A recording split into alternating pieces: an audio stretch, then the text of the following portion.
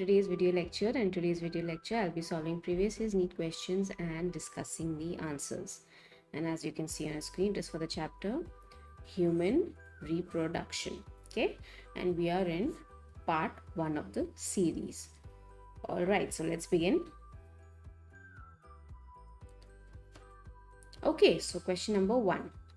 Select the correct sequence for transport of sperm cells in male reproductive system. Okay, this appeared in NEET 2019, so it's pretty recent. And you have your options: A. Testes, epididymis, vasa efferentia, vas deferens, ejaculatory duct, inguinal canal, urethra, urethral meatus. Okay, then you have your testes, epididymis, vasa efferentia, retitestes, inguinal canal, urethra. And you have C. Seminiferous tubules, retitestes, vasa efferentia, epididymis, vas deferens, ejaculatory duct, urethra, urethral meatus. And D. Seminiferous tubules, vasa efferentia, epididymis, inguinal canal, and urethra. Okay, so you define the correct sequence, okay, for the transport of sperm cells. Okay, so A does not make sense. So A is incorrect. B also, testes, epididymis, no, it doesn't go via the inguinal canal. So A, B, both are incorrect. C. Seminiferous tubules, retitestes, vasa efferentia, epididymis, vas deferens, ejaculatory duct, urethra, urethral meatus. So C makes sense. D. Seminiferous tubules, vasa efferentia, epididymis, inguinal canal, urethra. Again, that's incorrect. So the correct answer is C. Okay, let's look at the discussion. Okay, so here you have a diagram of the seminiferous, the testes, the testicular region in males, and you see the compartments, the testicular lobes, and you see the seminiferous tubules inside that. Correct? So you see that over here. So spermatogenesis begins over here. Okay, the sperms are formed here. Okay, now how do they move out and into the urethral area?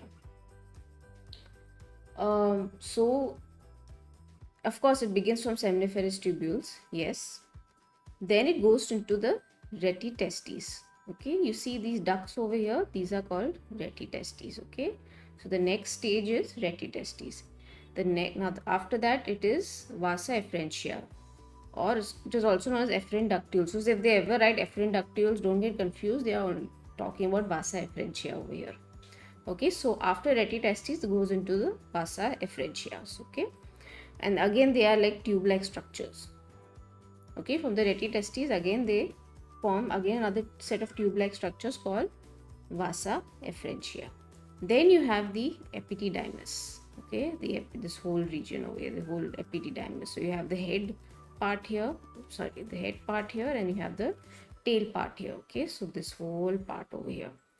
So you have epididymis. Then next is vas deferens. Yeah, vas deferens.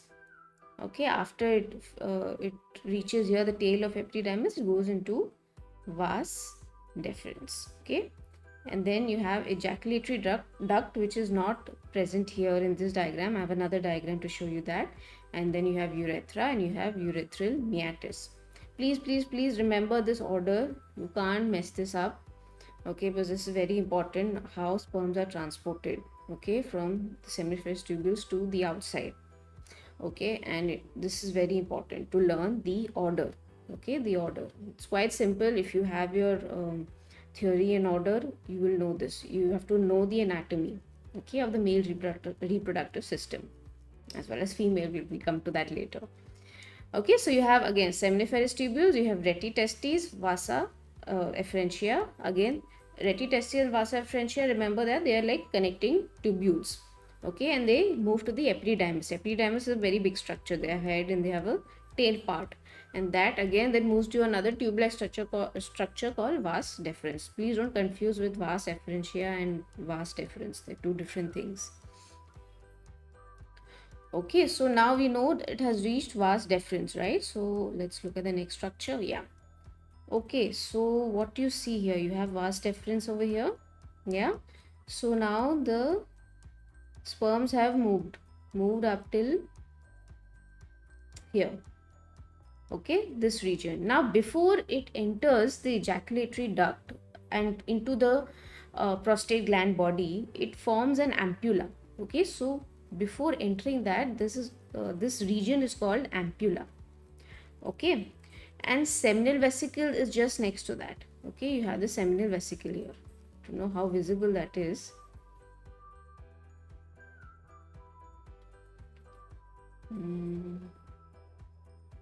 You have the seminal vesicle over here. Okay.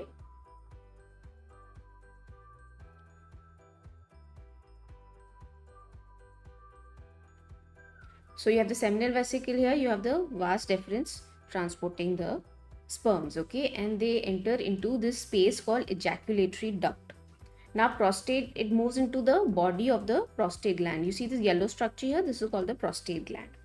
Okay, so you have a prostate gland, you have seminal vesicles, and you have the vas deferens coming into the ejaculatory duct. Prostate gland also has some ducts, and those ducts also drop their constituents into the ejaculatory duct.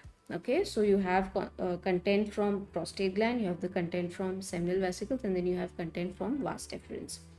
Okay, so these three things, the constituents from these three places combined together go into the ejaculatory duct. Okay, they move into this region called ejaculatory duct. So the ejaculatory duct is very important. Okay, and then all this moves into the urethra. Okay, now urethra begins from the urinary bladder.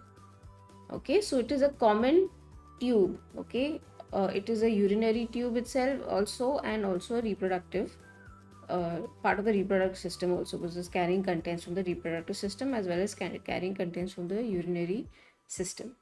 Okay, so it all goes into the urethra. Now we're talking about reproductive system. Okay, so your prostate glands done, you have vas deferens done, and you have your seminal vesicles. Okay, so all three constituents drop their stuff into the ejaculatory duct, and then that goes into the urethra. It goes into the body of the prostate, and then it goes into the urethra. Now urethra carries the contents, but on the way you have another gland called bulbourethral gland. Okay, it's a small gland. It's called bulbourethral gland on the way, and it secretes mucus. On the way, it will drop contents into the urethra. Okay, now bulbourethral gland is also known as Cowper's gland. Okay, there's another name. So if in the exam they ever write Cowper's gland, don't get confused. You know what it is. It's called bulbourethral gland. Just another name for it. So the bulbourethral gland drops its contents also into the urethra, and then finally it goes to the end. Okay, this is the urethral meatus. Okay, the opening. Okay, and it goes, and the sperms move out. Of course, in the end it's formed into a semen. We'll look at that later, but for now we are talking about transport of sperms, right? So you have from the seminiferous tubule reti testes to the vasa efferentia, epididymis, vas deferens, and then going to the ejaculatory duct, and then to the urethra, and then the urethral meatus. So that pretty much answers our question, and you also studied the male reproductive system. Yeah, so if we go back. Yeah, so C was definitely the right answer. Inguinal canal is not included, so that was like a easy giveaway. If inguinal canal is present, it is not part of the transport of sperm cells. So yeah, of course, it's seminiferous tubules, reti testes, vasa efferentia, epididymis, and vas deferens as per the answer. Oh yeah, of course, ejaculatory duct, urethra, urethral meatus. So that forms the right answer. Clear? Let's move on then.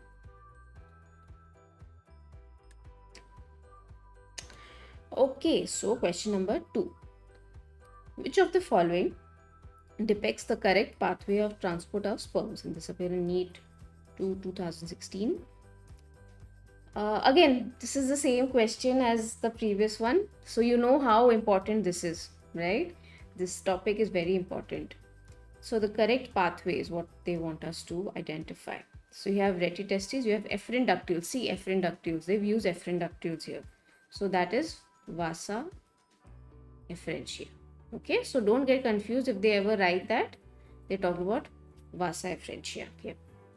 Vasa efferentia, then you have epidermis and vas deferens. Okay, seems pretty right.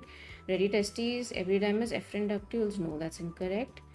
Then you have reti testes, vas deferens, efferent ductules. No, that's incorrect. You have efferent ductules, reti. No, that's incorrect. So the answer is A. So this is pretty simple.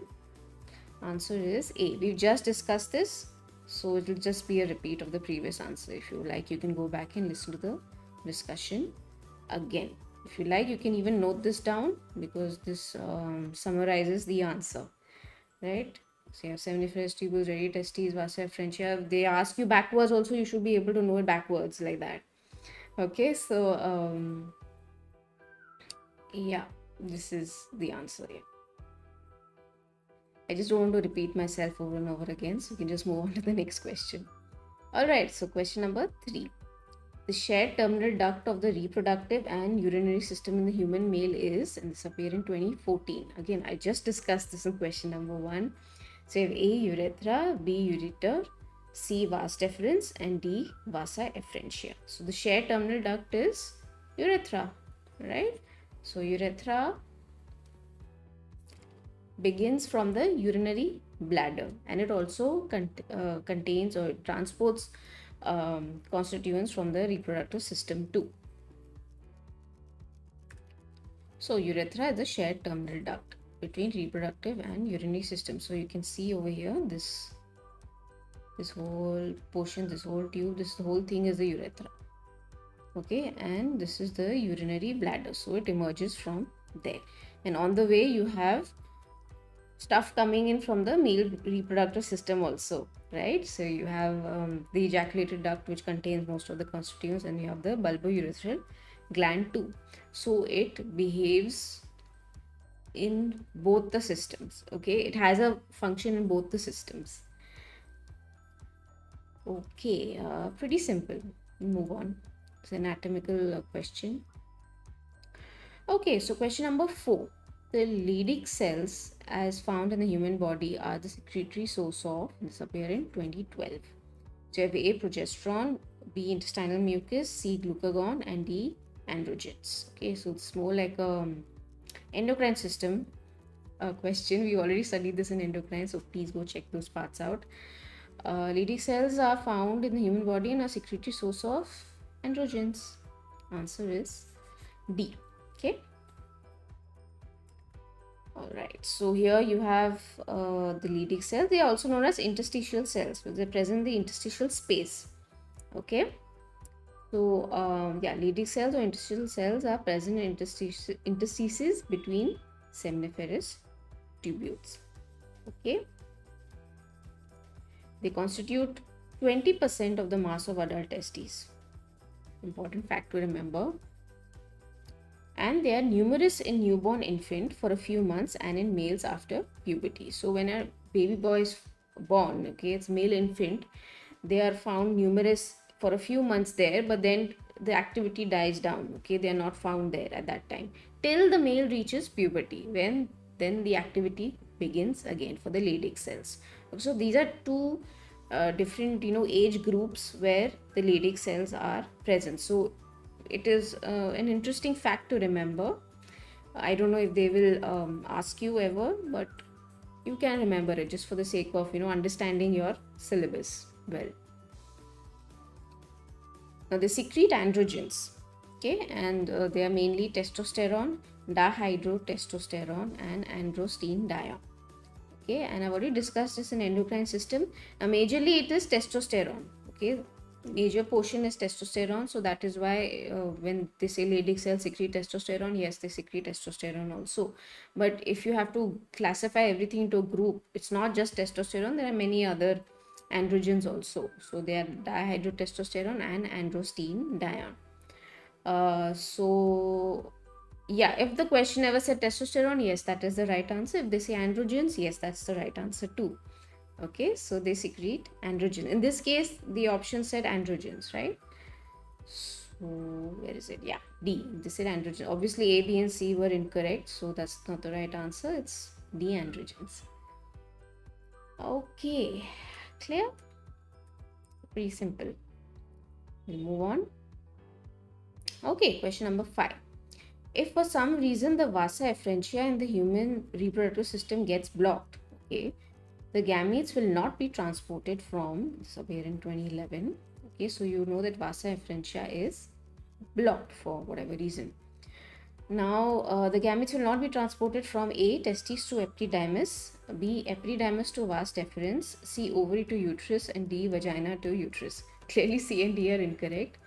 So that's out. Now, epididymis to vas deferens, no, that's not the reason. Yes, testes or retitestes to epididymis, yes, it will be blocked. So the answer is A. Okay. So again, you come back to this diagram.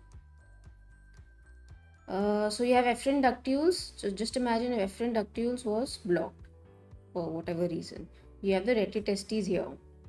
Okay, retitestes will not be able to transport it to epididymis, right? So this forms the midway, okay, between retitestes and epididymis. So the gametes that are present in retitestes won't be able to go into the epididymis if vasa efferentia or efferent ductules is blocked. Okay, again, like I said, yeah, we already discussed in question number 1 and 2. They asked you the sequence of the transport of sperms. Similarly, it's a similar question. See, now they kind of leveled the game up and they blocked one region. Now what are you going to do about that? Will it happen? Will it not happen? You have to know the answer, right? So if we go back, yeah, obviously A is the appropriate answer here.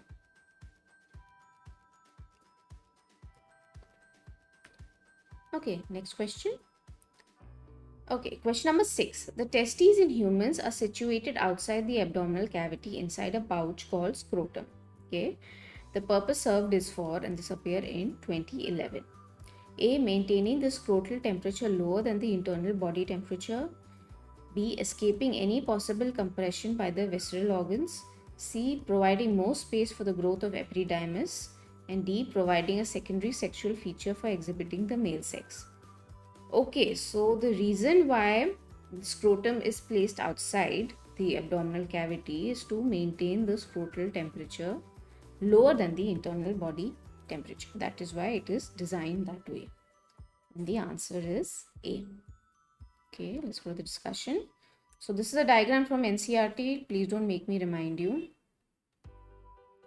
You need to know the NCERT diagrams by heart. The testes are placed in the scrotum. So here we can see this the scrotum here, and the testes are here.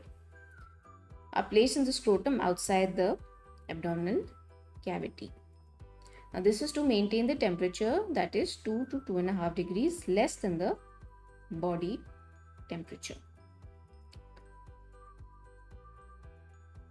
And this is for spermatogenesis to take place. Yeah, so spermatogenesis is a method by which the primary germ cells, the male germ cells, form into spermatozools, the sperms that we call. Okay, and for that to take place, you need to maintain the body temperature of less than, which is 2 to 2.5 degrees less than the normal body temperature that is there.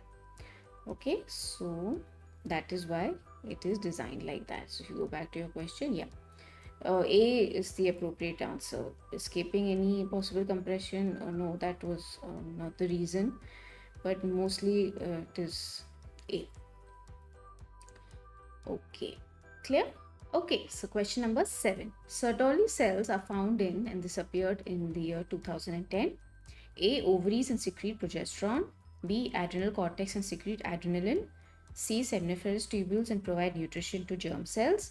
D, pancreas and secrete cholecystokinin. So Sertoli cells are found in C, seminiferous tubules and provide nutrition to germ cells. Okay, so the answer is C. So Sertoli cells are found in seminiferous tubules and provide nutrition to germ cells. Okay, they're also known as nurse cells. Okay, and while spermatogenesis, they provide nutrition to them, to the developing sperm cells. Okay, so they are complex glycogen containing cells that stretch from the basal lamina to the lumen. Okay, so they're quite big in structure. The germ cells maintain cytoplasmic bridges with Sertoli cells to survive. So they stick. I have a diagram for that. So these germ cells, they tend to stick to the Sertoli cells to obviously to survive, because Sertoli cells are providing nutrition to these cells. So there are cytoplasmic bridges maintained. The Sertoli cells also form a blood testis barrier with the basal lamina to allow for testosterone to pass from the interstitial space to the seminiferous tubules while preventing many large molecules from passing through. Okay, so yes, testosterone needs to pass through. Leydig cells secrete testosterone, right? So the Sertoli cells help in maintaining that blood testis barrier. Okay, yeah, so yeah, this is a good diagram. You have your spermatogenesis happening here at different phases. This whole thing is a Sertoli cell. Okay, so from the basal lamina, this brown line up to the lumen. Okay, so this is Sertoli cells. Okay, and these are your Leydig cells, so they secrete testosterone, and so testosterone needs to pass through, right? Yeah, and of course the cytoplasmic bridges are maintained here also, yeah, and they see how they stick to the Sertoli cells over here. Okay, they attach themselves to the Sertoli cells for nutrition. Okay, so this is what it looks like. Clear? It was direct question. Sertoli cells are found in seminiferous tubules and provide nutrition to germ cells. Just remember the place where it is found and the function. So pretty easy. So now you have seen a diagram, so you know how it looks like, what it looks like. Okay, question number 8. Vasa efferentia are the ductules leading from, and this appeared in 2010. Again, same question. Vasa efferentia are the ductules leading from A. Testicular lobules to retitestes. No. B. Retitestes to vas deferens. C. Vas deferens to epididymis. And D. Epididymis to urethra. So Vasa efferentia ductules leading from retitestes to vas deferens. Okay, answer is B. So like I said, you need to understand the anatomy. Okay, so yeah, you have where are your retitestes are here. They are all inside the testes. Okay, this dotted line that you see now, and you have efferent ductules here. So vasa efferentia efferent ductules are ductules leading from testes to vas deferens. Obviously, it goes via epididymis. So, like I said, you need to know the flow or the transport of sperms. Even if they ever ask you backwards, you should know how it goes back. And obviously, that's not the case. But you should know. Basically, what I'm trying to say is that you should know the sequence. Okay, clear. Again, it's an anatomical question. You should know the anatomy very clearly. Okay.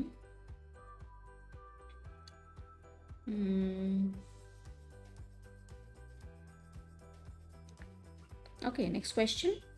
Question number 9. Seminal plasma in human males is rich in, this appeared in 2010. Okay, so you have A. Fructose and calcium, B. Glucose and calcium, C. DNA and testosterone, D. Ribose and potassium. So according to this question, seminal plasma, that what they're talking about is semen plasma. Okay, in human males is rich in fructose and calcium. Answer is A. Okay, so let's see what the semen contains. It contains constituents from vas deferens, which accounts for 10%, seminal vesicles, which accounts for 60%, which is the majority part, and then you have prostate glands, which accounts for 30%. Okay. So also you have Cowper's gland, that's bulbourethral gland, which where small amount of mucus is secreted too. Okay, so constituents of the seminal vesicles include fructose, citric acid, large quantities of prostaglandins, and fibrinogen. Okay, so seminal vesicles include this. Now you need to know the constituents from seminal vesicles, from vas deferens, from prostate gland. You need to know that. And the constituents of prostate gland include calcium, citrate ion, phosphate ion, a clotting enzyme, and profibrinolysin.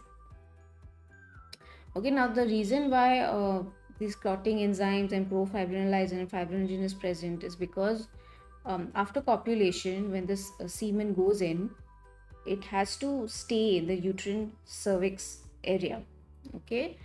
So what it does is this enzyme helps the fibrinogen to form fibrin, like a coagulum. It's a very loosely bound coagulum, and you understand coagulum if you study blood clotting and body fluids and circulation. You study that in detail there. But this enzyme helps in the formation of these fibrin from fibrinogen to form a weak coagulum that is temporary. Okay, and after about 15 to 30 minutes, what happens is profibrinolysin breaks it down. It converts to fibrinolysin and breaks that coagulant down, and the sperms then move in. Okay, so basically this is what's happening. Okay, that's why there are fibrinogen and clotting enzyme and profibrinolysin present there too. But for our question, they just asked fructose and calcium. So yes, seminal vesicles include the fructose, and calcium is present in prostate gland. So you need to know this. Otherwise, it was a pretty simple question, right? Yeah, there's nothing really much to explain. It's rich in fructose and calcium. Okay, let's move on then.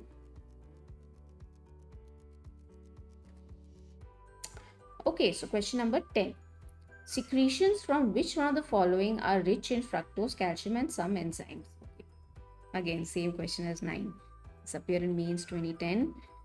You have A, male accessory glands, B, liver, C, pancreas, and D, salivary glands. So clearly it's male accessory glands, as seminal vesicles and prostate glands and so on. So the answer is A. Again, it's the same discussion. I will not spend too much time on this. I've already discussed this. Yeah, but we've answered the question mostly. Right? Secretion from which one of the following are rich in fructose, calcium, and some enzymes? Yes, of course, it's male accessory glands. So if you like, you can note this down in your notebooks. It'll help you remember easily. Okay, question number 11. Seminal plasma in humans are rich in, again, same question. Okay, so you know this is a very, very important topic. Okay, so you have A, fructose and calcium but has no enzymes.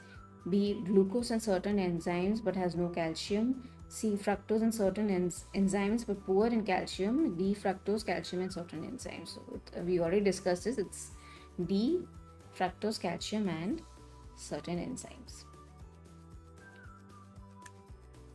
So semen contains constituents from vas deferens, seminal vesicles, and prostate glands, as well as Cowper's gland.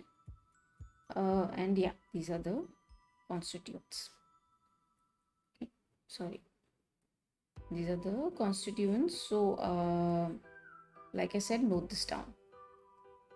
Okay, and yeah, so basically what I've noticed is they ask transport of sperms, which is an important part.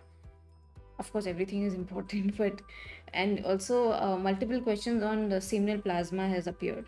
Okay, what are the constituents of seminal plasma? So you should know that also. Okay, so question number 12. Given below is a diagrammatic sketch of a portion of human male reproductive system. Select the correct set of the names of the parts labeled A, B, C, D. This appeared in 2009. So you have A, B, C, and D. Okay, so let's see. You have A, which is vas deferens.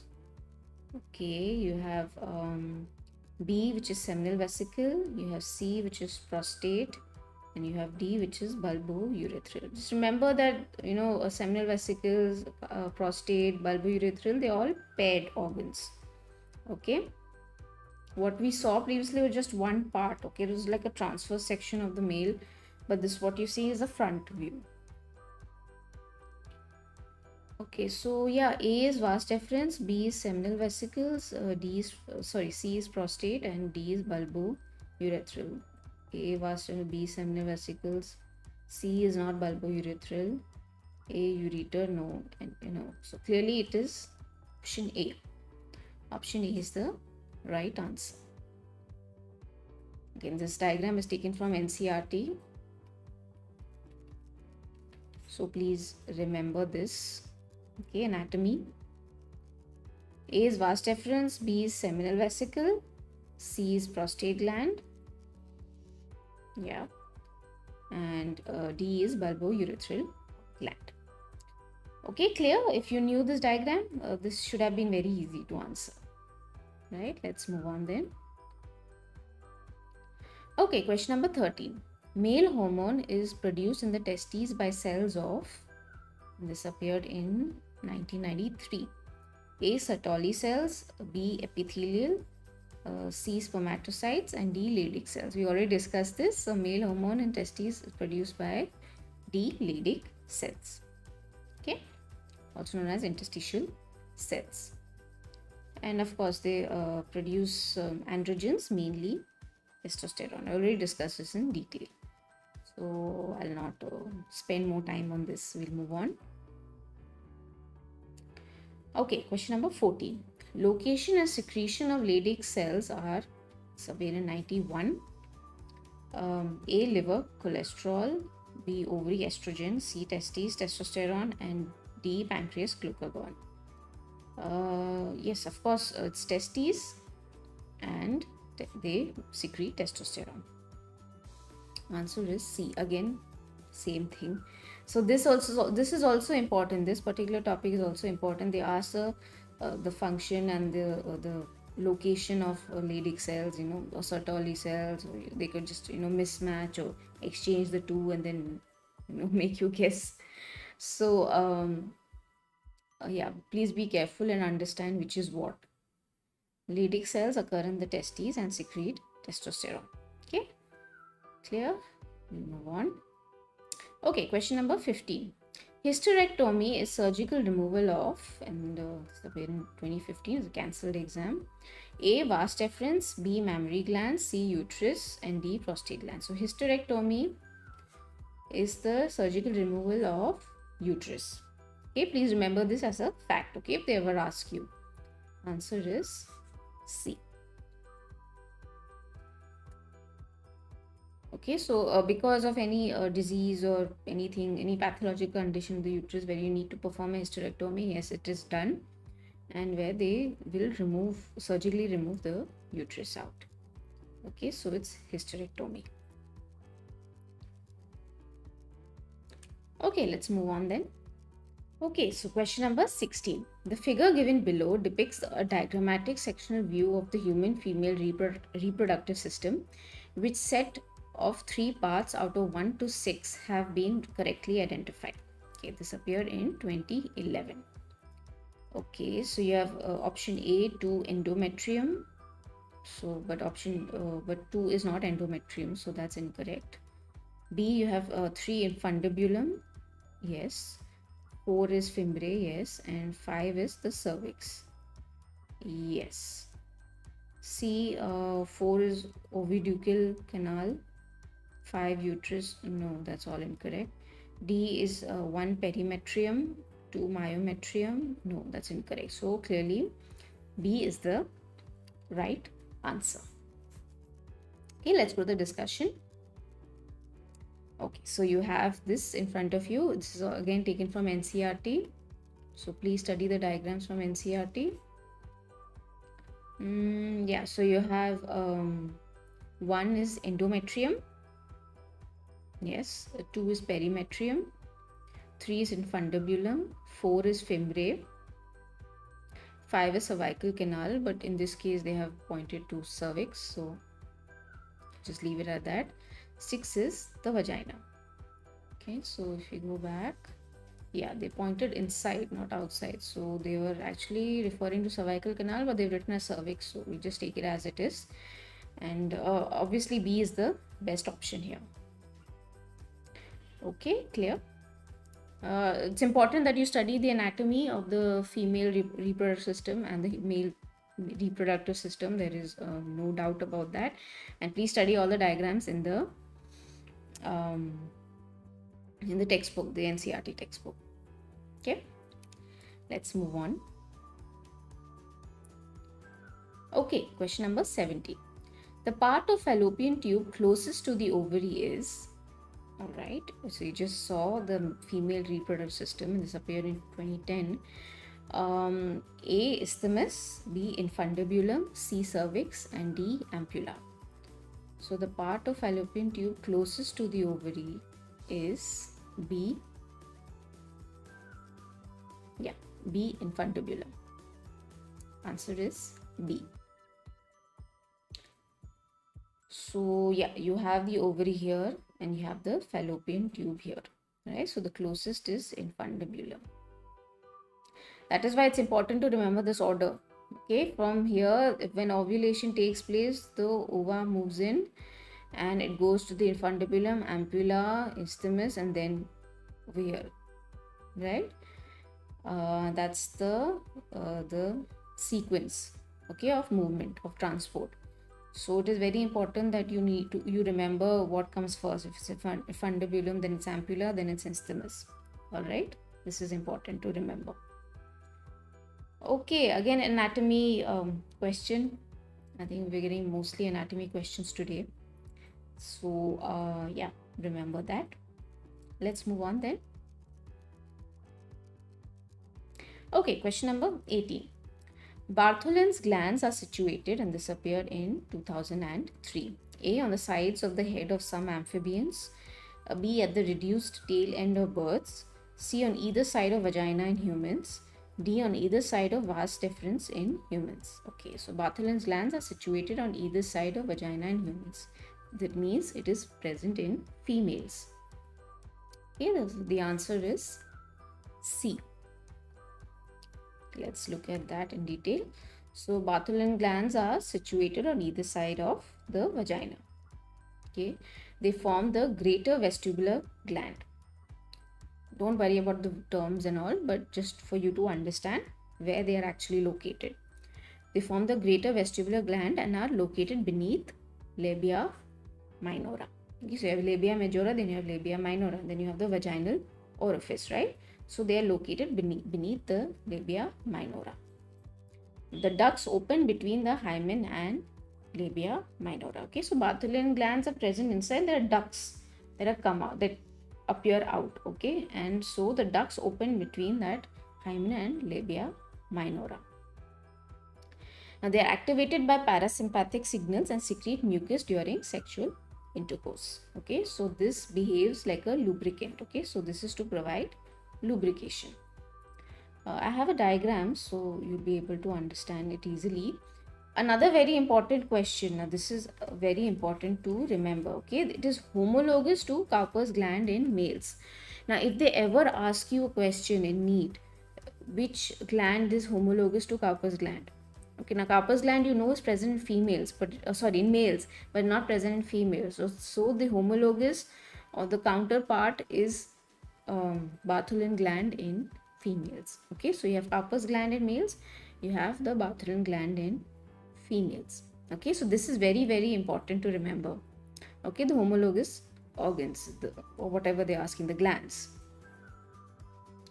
Let's look at a diagram. Yeah, so what you see is a superior view of the female genitalia. So you have Bartholin gland over here. See over here. So what you see is the inside part. Okay, so you have the vagina over here. So there are ducts or orifices that appear over here. Okay, on either side of the vagina. That's where the mucus is secreted. Okay, so just wanted you to show to show you where the Bartholin gland is actually present. All right. Okay, clear? This is, I don't know if this is present. I don't think this is present in NCERT. So please note this down. This is also an old question, I believe. Yeah, this is 2003. So remember it. If you like, you can note this down in your notebooks. All right. Next question. Question number 19. Meiotic division of the secondary oocyte is completed. This has been in NEET 2020, pretty recent.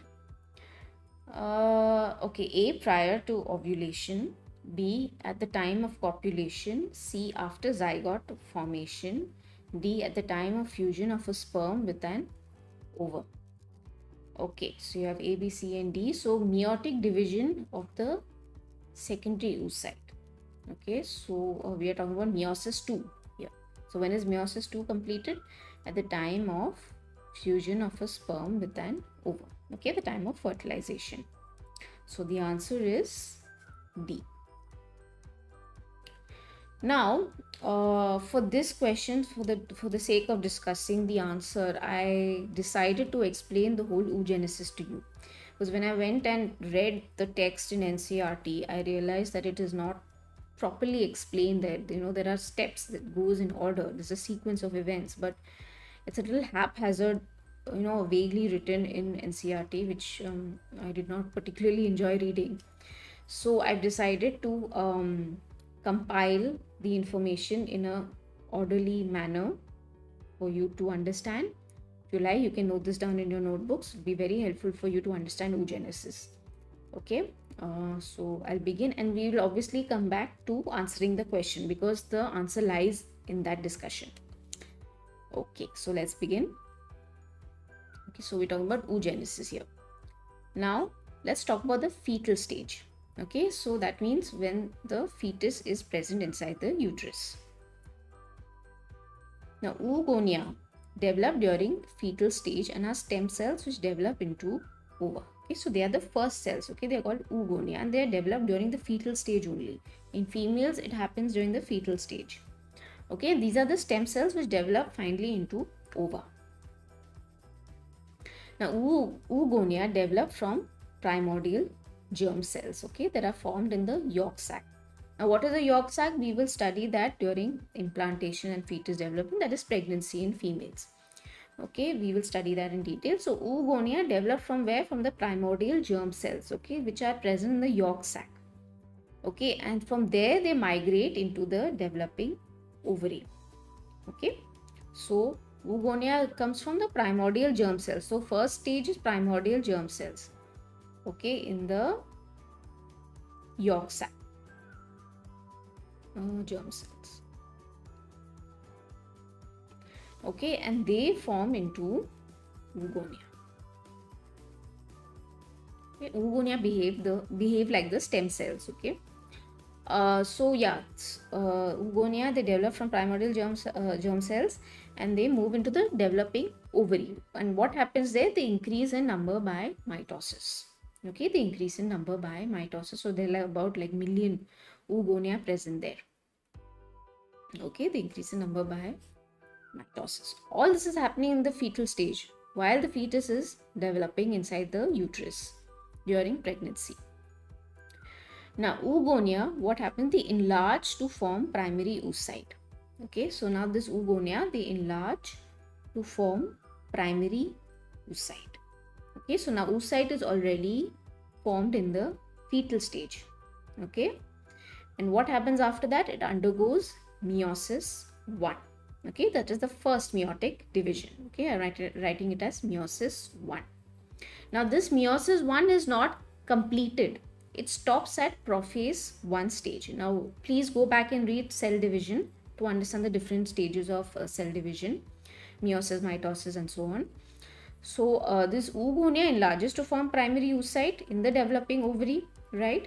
And then after that they undergo meiotic division. That is the first meiotic division. But this meiotic division is not completed. It stops at prophase 1 stage. It will remain there. Okay, it will just remain there. So we are done with primary oocyte. We know that primary oocyte is present there. Okay, so what you see here is a primary oocyte here. Okay, now along with that, there are follicle cells also forming around it. Okay, there's a primary oocyte is there, but there are follicular cells also forming around it.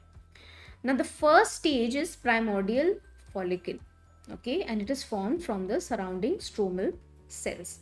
Now stroma is basically connective tissue cells. Okay, so you have stroma, you have the oocyte present inside the ovary, and you need those follicular cells around it. So the first stage is primordial follicle. Okay, the primordial follicle, they form the surrounding stromal cells from the surrounding stromal cells. So stromal cells form into the primordial follicle cells. Okay, now initially the primordial follicle, they become flat and surround the primary oocyte. So you can see here they are flat cells over here, the primordial follicle cells. They're surrounding the primary oocyte. Okay, and they are flat in structure. And primordial follicle are present in large number at the time of birth and develop further at puberty. Okay, so we know primary oocyte is now arrested. First meiotic division has started but has not been completed. Okay, of the primary oocyte. So they arrest at prophase 1 stage. Fine. After that, the primordial follicle stage is starting to form around the oocyte. So stromal cells contribute to that primordial follicle stage, but they are in the beginning, they are just flat cells. Okay, as you can see on the screen over there, they're just flat cells. Okay, and they are obviously, when the baby is born, the fetus is born and is an infant, they are present in large numbers at that time. So all this is happening in the fetal stage. Okay, all this is happening at the fetal stage, and they remain like that till the female reaches puberty. Okay, they remain like that till the female reaches puberty. Now, the female infant at birth contains all the oogonia that she will use throughout life. Okay, so she is already born with all the ova cells, the oogonia cells at the time of birth. Then there'll be nothing added on later. Okay, and the numbers decrease with increasing age. Okay, so as she is growing up and reaching puberty, those cells, the primordial follicle, the primary oocyte, the oogonia cells are decreasing in number. They don't just remain there. So by the time a female reaches puberty, she has only around 600,000 to 800,000 primordial follicles, okay, present in each ovary. Initially, she is born with a lot, so like 1 million. But these primordial follicles tend to degenerate with time, okay, as life moves on, as she grows up. Okay, and so by the time the female reaches puberty, she has about 600,000 to 800,000 primordial follicles present in each ovary. Okay, so this is what's happening at fetal stage. Okay, at puberty. Now let's assume the female has reached puberty. What happens after that? The follicular cells become elongated to form columnar cells. Okay, you saw those primordial follicle cells, they were flat in structure. No, they were flat in structure like this. Now what happens is they become columnar. Okay, they become columnar. Obviously inside it's still the primary oocyte. Okay, the meiosis 1 has taken place and it's still at that prophase 1 stage, right? But the primordial follicle cells have now changed in structure. They become columnar. At this stage, it is called primary follicle. This is what's called primary follicle, and it appears at puberty. Okay. Now, zona pellucida appears at that time only, at this stage. When the primary follicle is formed, zona pellucida also occurs. Okay, it appears between the oocyte and the follicular cells. Obviously, you can see that this is the oocyte here and this is the follicular cells. You can see this orange structure in between. It's called the zona pellucida. This structure is called multilaminar primary follicle. Okay, multilaminar primary, obviously more than one layer. So it's multi. So still now we have reached the primary follicle stage. Okay, we were at the primordial follicle stage at the time of birth. We've reached puberty. The cells have changed in structure, and now we have reached primary follicle stage, where the zona pellucida has appeared, and also the follicular cells have become columnar in shape. Okay, so at puberty we saw primary follicle, right? Let's continue. Now, after primary follicle stage, follicular cells proliferate to form several layers of cells. Now you see that the this follicular layer of cells are forming lots of follicles around it. This purple color, this pink color that you see here, yeah. Okay, so many cells, and this is called membrana granulosa cells. Okay. Now we study this in menstrual cycle, remember, granulosa cells, and then after that we have the theca cells, but we'll come to that later. We'll focus on this after this primary follicle stage. Now what happens? The follicular cells is all happening at puberty. Okay, follicular cells proliferate, okay, to form several layers of cells called membrana granulosa or granulosa cells. This structure is called secondary follicle. Okay, when there are lots of granulosa cells, this is called secondary follicle stage. Now the granulosa cells move to one side of the ovum, forming a follicular cavity, or also called as antrum folliculi. So now after the secondary folliculi is formed, what happens is these granulosa cells begin to move to one side. So this is what this structure depicts, that you can see on your screen. What happens, you can slowly see that the membrana granulosa, the granulosa cells are moving to one side of the ovum that is present inside, right? So what happens because of this, a cavity is formed here. Okay, it's called a follicular cavity, also called the antrum folliculi. It's also known as antrum. This region is also known as antrum. Okay, so after secondary follicle stage, again the granulosa cells begin to move to one side, okay, of the oocyte, and they tend to form a cavity there. And the follicular cavity is filled with a fluid called liquor folliculi. Okay, so the fluid that is present inside this region is called liquor folliculi. Okay, again, still at puberty, the follicular cavity rapidly increases in size. Okay, so now once that cavity has been formed, slowly again you can see the granulosa cells have all collected to one side. What you were seeing was a developing stage. Now you see the final stage of the mature follicle. Okay, the follicular cavity rapidly increases in size and the wall of the follicle becomes thin. Okay, so you see all the granulosa cells have collected here. Okay, the walls have become thin over here. The oocyte is surrounded by granulosa cells called cumulus euphoricus. So now this region over here, this collection of cells, this mass of cells is called cumulus euphoricus. Okay, and the cells that attach the oocyte to the wall are called discus proligerus. Okay, if you want, you can study these names. Discus proligerus. Okay, this structure over here. Okay, so now as the follicle expands, the stromal cells condense to form theca interna. Okay, so now this is a secondary follicle is formed. It is developing again. The follicular cavity is also increasing.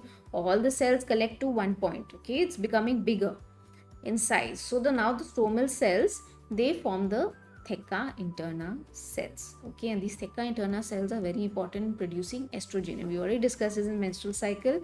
Granulosa cells cannot produce estrogen, so theca interna has an enzyme called aromatase which converts that to estrogen and produces it. Okay, secretes it in the blood. So as the follicle expands, the stroma cells condense to form the theca interna. Outside the theca interna, fibrous tissue condenses to form theca externa. That's called the theca folliculi.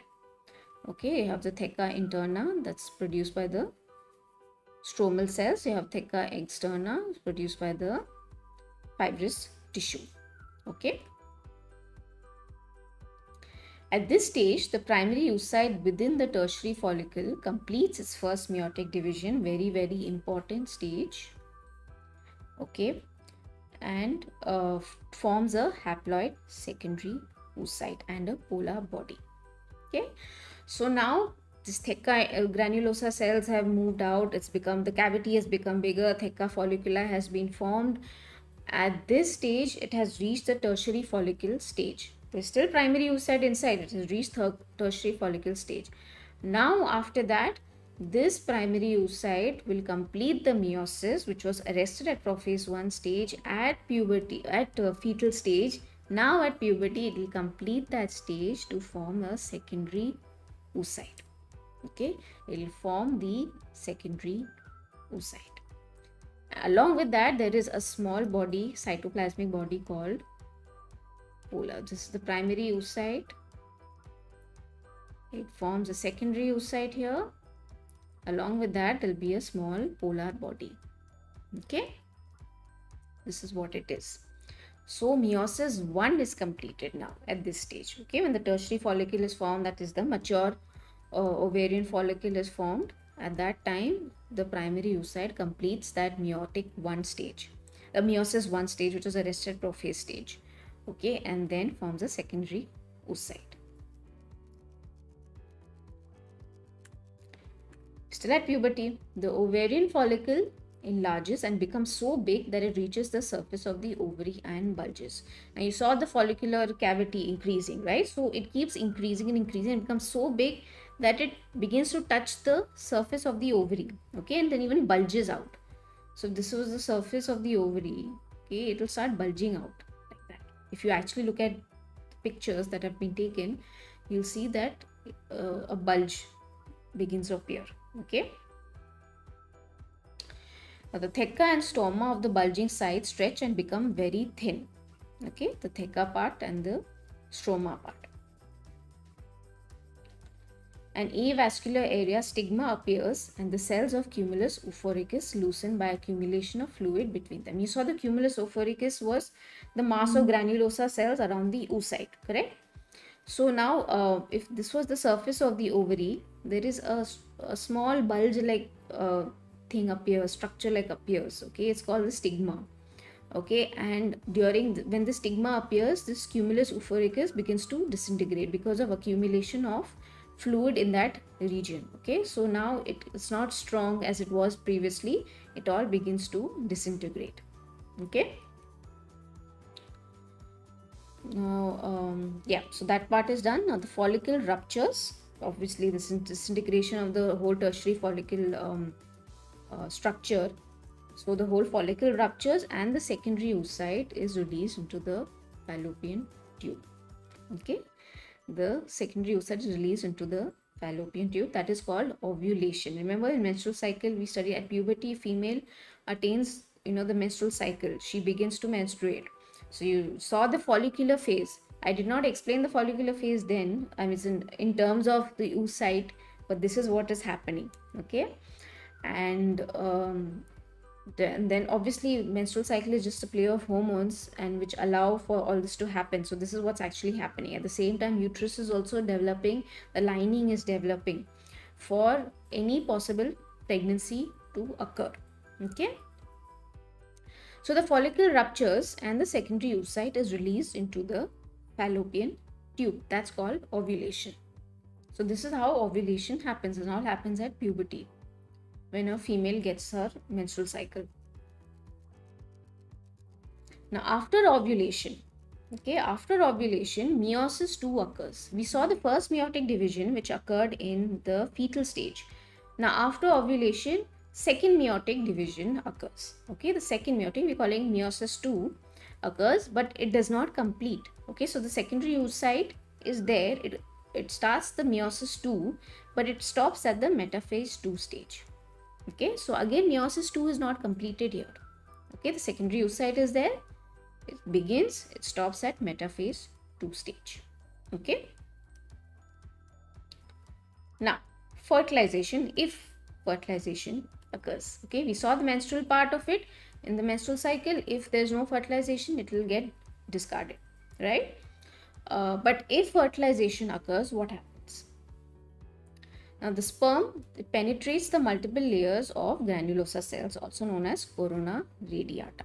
Okay, so you have your oocyte, you have the zona pellucida. Sorry, I shouldn't be using this part here. You have your secondary oocyte here, and you have your zona pellucida here. And at the time of ovulation, there are granulosa cells also that are attached to it, released along with the oocyte. Okay, now this is actually called corona radiata. Now, for successful fertilization to occur, let's say the sperm has reached, and only one sperm can enter at one time in the oocyte. Okay, so once a sperm enters, that's it, fertilization is done. There will be no other sperms that can enter at that time. Okay, so once a sperm reaches there, it has to pass through all these layers to actually reach the nucleus, right, of the oocyte. It has the granulosa layer, it has the zona pellucida layer, and then finally reach inside that oocyte. So sperm penetrates the multiple layers of granulosa and bind to and penetrate zona pellucida surrounding the secondary oocyte. So zona pellucida has some receptors to which the sperm binds to. Okay, and of course the acrosome of the sperm, we'll discuss this in much detail later while studying fertilization. But the acrosome releases proteolytic enzyme and hyaluronidase enzyme that are present in the acrosome cap, which helps to penetrate into the corona radiata layer, and the zona pellucida layer breaks into it and finally reach inside. Now, once the sperm has entered, okay, once the sperm has gone through these layers and entered, that's when this meiosis 2 is completed and forms a mature ovum. Okay, so this is the final stage. This is what happens at fertilization. So at menstrual cycle, it is only secondary oocyte which is being secreted, discarded out, right? It is not any mature ovum. The mature ovum is formed only when fertilization takes place successfully. Okay, that is when sperm has entered the secondary oocyte. Okay, when sperm has entered the secondary oocyte, the meiosis 2, the second meiotic division, which was arrested at metaphase 2 stage, is completed. Okay, and forms a mature ovum and a second polar body. Okay, so again we saw the primary oocyte also forms a polar body. Secondary oocyte will form a mature ovum and a polar body. So there are two polar bodies formed. Okay, the first polar body, this is the second polar body. Okay, so to answer your question, yes, it is the last bit. It is at the fertilization stage. Okay, before that fertilization happens, sperm has entered, the meiosis 2 stage is completed. Okay, to form the mature ovum. If we go back to our question, a pretty long answer, right? But I thought it will be helpful for you to understand oogenesis, because oogenesis is particularly little more complicated than spermatogenesis. So the meiotic division of the secondary oocyte, okay, is completed at the time of fusion of a sperm with an ovum. Okay, clear? Yeah, I hope you've understood this. Also, one thing I've noticed in NCERT is that they've said that particularly zona pellucida appears at the tertiary follicle stage. That is the graphene follicle stage, which is not the case in the textbook of histology. So I've taken these diagrams from textbook of histology by I.B. Singh. Okay, it's a good textbook to study histology. So he has stated that the zona pellucida appears between the oocyte and the follicular cell at the primary follicle stage. Okay, at the primary follicle stage, that's at puberty. It's after primordial follicle. They even haven't, NCERT has not mentioned primordial follicle stage. They've just directly gone into primary follicle stage also, which is not the case in the case of I.B. Singh in the textbook of histology by I.B. Singh. But you can note down this information here. which is taken from a proper medical textbook, unless until NCRT decides to change it, because they really need to change the oogenesis part explanation, which is all haphazard. But in the case of NEET, because this is our primary focus, in the case of NEET, please just follow NCRT, whatever you have, the text that you have with you. Okay, please just follow that. Because I don't know what they will ask, but just follow the text that is there in NCRT. To understand it in more detail, yes, you can please note this down, because this is a very good explanation of oogenesis. Okay, and particularly oogenesis is a little complicated, because there are two different stages in life, right? There's a fetal stage, the puberty stage, right? And which is happening where there are two, meiotic divisions happening, which is happening where, and they all arrested at different places or positions. So it does become a little complicated to understand. I understand that point of view. But for your exam, please just follow NCRT then. If they ever ask you a question, just follow what's written in NCRT. And there is no doubt, because that's what they are claiming. Okay, clear? Let's move on.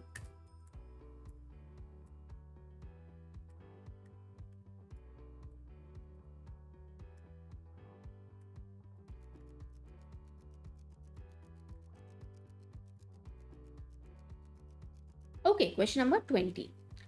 The difference between spermiogenesis and spermiation is, and this appeared in NEET 2018. A. In spermiogenesis, spermatids are formed, while in spermiation, spermatozoa are formed. Okay. B. In spermiogenesis, spermatozoa are formed, while in spermiation, spermatids are formed.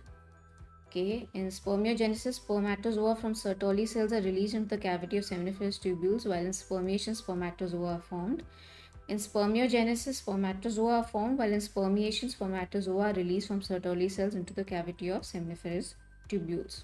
So spermiogenesis is when spermatids are converted to spermatozoa. Okay, we'll see how. So that is the right answer. And spermiation is when when the spermatozoa is formed, it is released from the Sertoli cells into the cavity of seminiferous tubules. So the answer is D. Okay. Answer is D. Okay. So spermatids are transformed into spermatozoa by the process of spermiogenesis. You can just understand it. Genesis means producing something, creating something, giving birth to something, right? So spermiogenesis is forming that spermatozoon, okay, from spermatid. So this is what a spermatid looks like, and this is the stages in formation of spermatozoa. Okay. We'll see how that happens. Now, spermatid is a round cell with a spherical nucleus, Golgi complex, centriole, and mitochondria, and are smaller than spermatocytes. Okay, so they contain the cell organelles that are required to form the spermatozoa. Now, spermatids undergo change in shape and orientation of organelles to form spermatozoa. What happens is the nucleus undergoes condensation and changes shape to form the head. Okay, so nucleus forms the head. Golgi complex forms the acrosomic cap. Okay, that lies on one side of the nucleus. Okay, so you have the nucleus which forms the head. You have the Golgi complex which forms the acrosomic cap, which contains those enzymes for penetration into the oocyte. You have centrioles which divide to form two parts. Okay, so you have the axial filament which grows out of the distal centriole, and you have the proximal centriole that forms the basal body. Okay, so you have the proximal and the distal centriole. Okay, the distal centriole forms the axial filament. I have a diagram for that, and the proximal centriole forms the basal body. A part of the axial filament between the head and the annulus. Now, annulus is a ring-like structure that is formed, okay, in the axial filament, becomes surrounded by mitochondria and together form the midpiece, okay.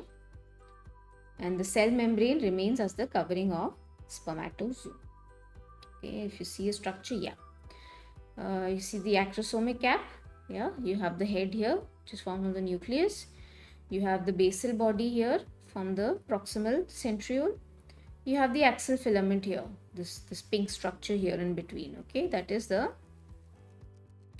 formed from the distal centriole. And then you have the mitochondrial sheath, which is between the basal body, the head, and the annulus. Okay, the annulus is this ring-like structure over here. Okay, this forms the midpiece. So they ever ask you where is the mitochondria? It is in the midpiece, the middle piece. Okay, and yeah, finally you have the plasma membrane, which forms the covering. Okay, so spermatids are converted or formed into spermiogenesis. This is how the whole process is taking place. Okay, via the process of spermiogenesis. Now, what is spermiation? Now, after spermiogenesis is formed, okay, you have this mature spermatozoon here. The sperm heads become embedded in the Sertoli cells and are finally released from the seminiferous tubules by the process called spermiation. Okay, so they embed their heads into the Sertoli cells and they are then removed out or released from the seminiferous tubules. Okay, and by the process called spermiation. Okay, so this is the difference. Okay, it is there in NCERT, very much there in NCERT. So no excuses to not know it. Okay. So to answer your question, yeah, spermiogenesis, spermatozoa are formed, yeah, while in spermiation, spermatozoa are released from Sertoli cells into the cavity of seminiferous tubules. Okay, clear? Let's move on.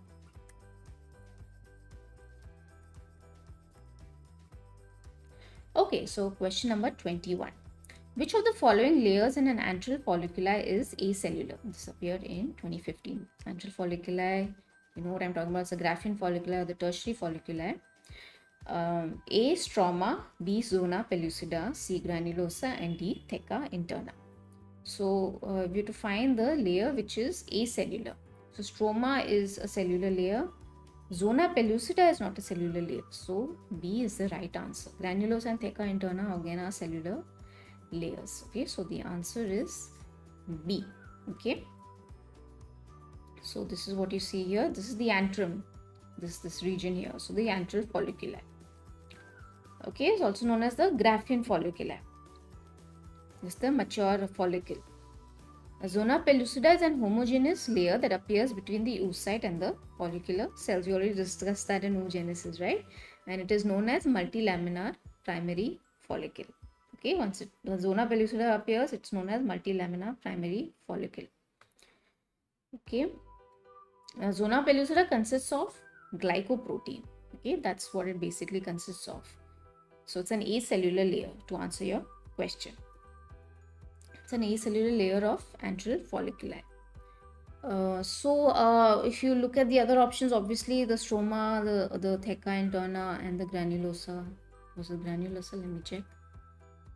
Yeah, granulosa, they were all cellular layers. But zona pellucida is a homogeneous layer which contains glycoprotein. Remember that. Okay, so clear?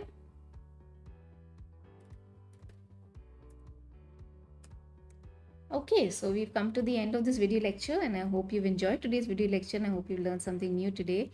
So please like, share and subscribe to MG NEET Biology, and I'm available on Facebook, Twitter and Instagram, so you can follow me there for more updates. I'll see you in the next video lecture. Alright, so bye.